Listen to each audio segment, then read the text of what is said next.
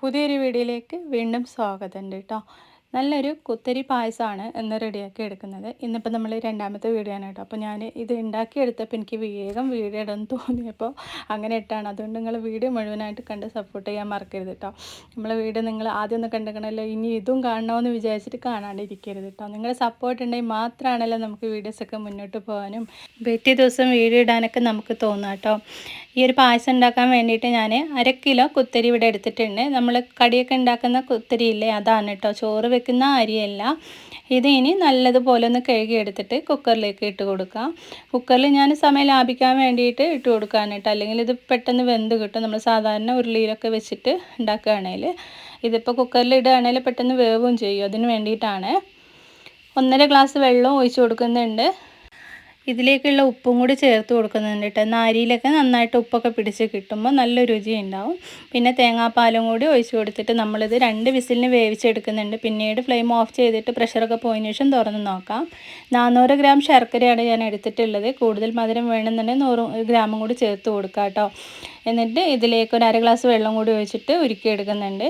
Steel കുക്കറാണെങ്കിലും ഇതിൻ്റെ അടിയൊന്നും കരിഞ്ഞൊന്നും പോവാണ്ട് നമുക്ക് ചോറ് ഇവിടെ നല്ല സൂപ്പറായിട്ട് തന്നെ വെന്ത് കിട്ടിയിട്ടുണ്ട്.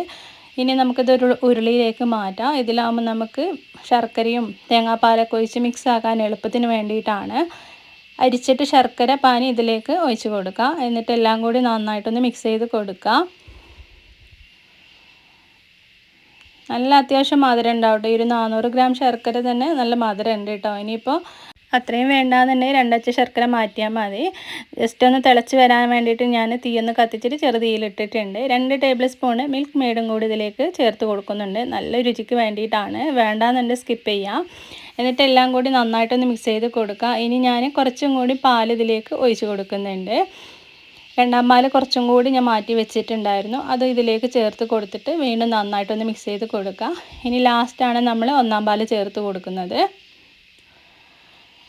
ഏലക്കാപ്പൊടിയും കൂടി ഇട്ട് കൊടുക്കുന്നുണ്ട്. ഏലക്കയും പഞ്ചസാരയും ചെറിയ ജീരകം കൂടി ഞാൻ ചെറിയ ജാറിലിട്ടിട്ട് ഒന്ന് പൊടിച്ചെടുത്തതാണ്. ചെറിയ ജീരകം കൂടി ഉണ്ട് കേട്ടോ, വറുത്ത് പൊടിച്ചതാണ് ചെറിയ ജീരകം.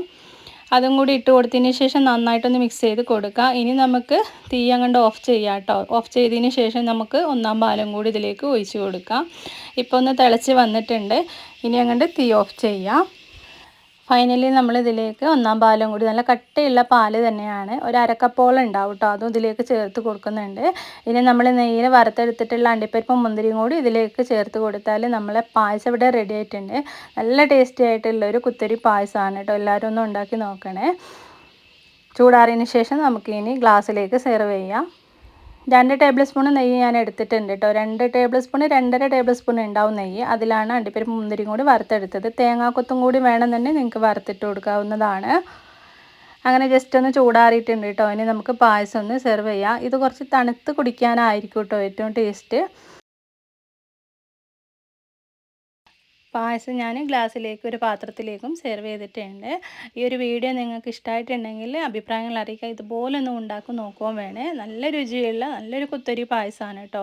വീണ്ടും നമുക്ക് നാളെ നല്ല റെസിപ്പിയുമായിട്ട് കാണാം.